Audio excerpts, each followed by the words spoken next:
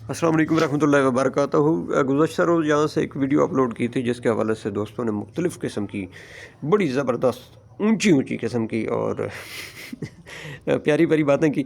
उस हवाले से कुछ क्लैरिफिकेशन दरकार थी। मैंने कहा चलें दोस्तों से बात भी कर ली जाए और इस हवाले से जो हमारा नुक्ता नज़र था वो भी आप दोस्तों के सामने रख दिया जाए। हो सकता है उस वीडियो में हम जिसमें बिल्कुल शार्ट सा और दो लफ्ज़ी बात थी, इतनी लंबी चौड़ी बात नहीं थी, उसमें हमने कहा, लेकिन दोस्तों ने क्या समझा, क्यों समझा, कैसे समझा, किस रेफरेंस से समझा, ये तो वही बता सकते हैं। कुछ बातें क्लियर करता चलूँ कि कुछ दोस्तों ने इसके ऊपर कमेंट करके हमें कहा कि शायद उनका तासर ये देने की कोशिश की कि हमें जनाब बलवाल में बड़ी कोई तामीर व तरक्की हो रही है जो पिछले जनाब 70 सालों में तो नहीं हुई। अब कुछ जो है ना यहाँ पे शायद दूध और शहद की नहरें निकालने की कोशिश की जा रही है, तो अल्ताफ़ साहब उस तामीर व तरक्की जो है ना उसके मुखालफ हैं। दूसरी तरफ से एक और तासुर ये दिया गया कि जनाब ये हमारे ऊपर बड़ा एहसान अज़ीम है और हमें बड़ा शुक्र अदा करना चाहिए कि ये हमारे पास ना काम हो रहा है। ठीक है, उसके हवाले से थोड़ी सी बात ये करता चलूँ कि हमने पहले भी ना इसकी कोई मुखालफत की थी और ना आइंदा किसी भी किस्म के अवामी फ़लाह के तामीर व तरक्की के काम की मुखालफत करेंगे, ना हमारी ऐसी कोई सोच है।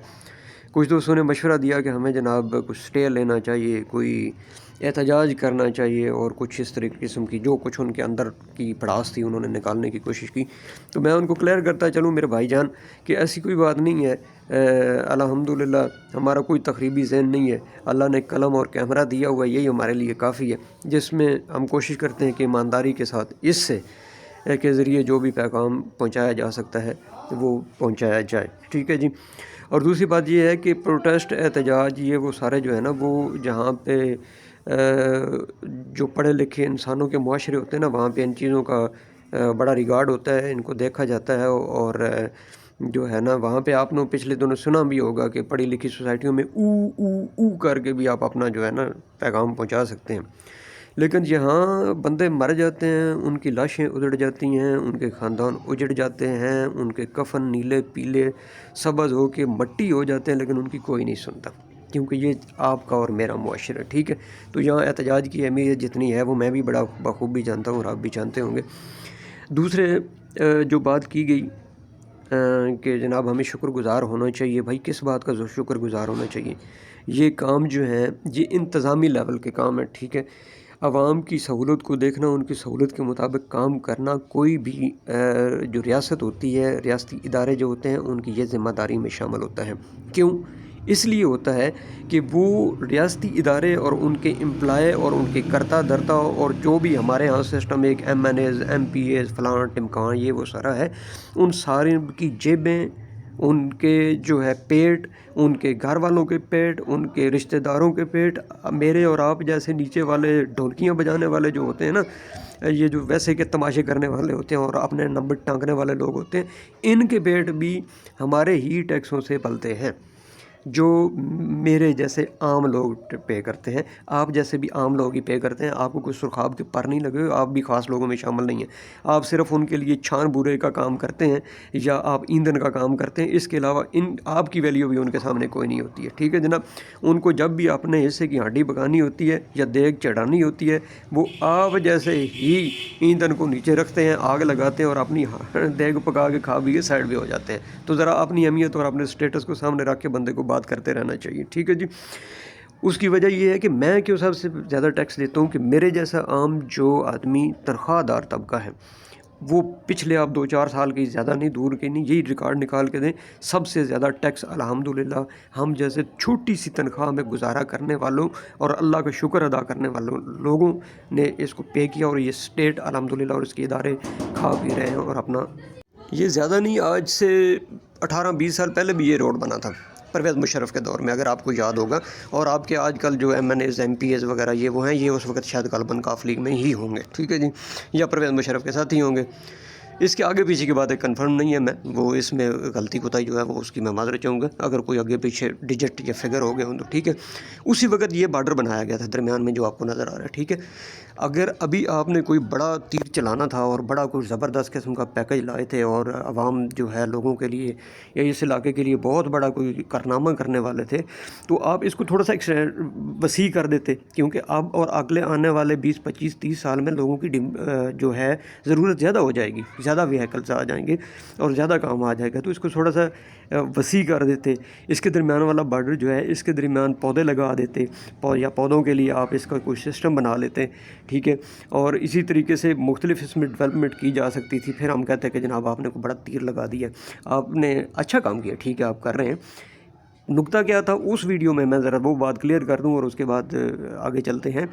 میں نے صرف یہ بات کی تھی کہ جناب کسی بھی آپ سمجھدار باشعور معاشرے میں چلے جائیں گے تو وہاں پہ یہ دیکھا جاتا ہے کہ یہاں پہ عوام کی ضرورت کیا ہے، پھر اس کے لیے متبادل رستے کا انتظام کیا جاتا ہے اور اس کے بعد وہاں پہ اکاڑ پچھاڑ کی جاتی ہے، ٹھیک ہے۔ آپ کے پاس یہاں پہ آلریڈی دونوں سائڈ پہ بہترین ایک اچھا روڈ تھا، صرف 2 جگہ پہ موگیاں اور شاید منظور پیٹرولیم کے پاس کچھ زیادہ ڈیمیج تھا، یا ادھر گوندل پیٹرولیم کے پاس کوئی تھوڑا سا تھا، ٹھیک ہے۔ ان جگہ یہ زیادہ ڈیمیج تھا، آپ اس سائڈ سے پہلے اکھاڑ دیتے اس کو اور دوسری سائڈ کو چلنے دیتے، اچھی ہوتی، کام چلتا رہتا۔ جب یہ بن جاتی آپ اپنی ٹریفک اس سائڈ پہ شفٹ کر دیتے اور دوسری سائڈ پہ اپنا کام چلا لیتے، کیونکہ آلریڈی یہ ایریا جو ہے ڈیوائیڈ ہے۔ صرف اتنی سی بات سمجھائی تھی اور آپ نے اس کے اوپر جناب پتہ نہیں کون کون سے فتوے اور کون کون سے اپنی جو آیا غصہ نکالنے کے لیے بیٹھ گئے اور ہمیں سمجھانے بیٹھ گئے کہ جناب ہمیں پہلے تو یہاں پہ جو ہے کوئی بڑے بڑے جلد سے جلوس بھی نکالنے چاہیے، بڑے اظہار تشکر کرنا چاہیے، بڑے نوافل شوافل ادا کرنا چاہیے کہ لوگوں نے ہمارے ہی پیسوں سے ہمارا ہی کام کر کے ہمیں دے دیا ہے، ٹھیک ہے جناب۔ تو بڑی مہربانی، یہ بھی ان کی مہربانی ہے، ورنہ پچھلے 40-50 سال سے ان کی حکومت وقتاً فوقتاً آ رہی ہے اور بیچ میں جو یہ کام ہوا تھا یہ ایک پرویز مشرف کے دور میں ڈیولپمنٹ ہوئی، ٹھیک ہے، یا اس کے علاوہ کچھ 1-2 ہوگا، اس کے علاوہ تو سب حکومتیں یہی رہی ہیں نا، یہی لوگ ہمارے رہے ہیں، انہی کو ہم نے ووٹ دیے ہیں، انہی کے ساتھ ہم چلے ہیں۔ تو اس میں کون سا تیر مارنے والی بات ہوگی کہ جناب یہ ہو رہا ہے تو وہ ہو رہا ہے۔ اور یہ 4 ارب اور 10 ارب کے پیکج تو پچھلے 15 سال سے ہم سنتے آ رہے ہیں۔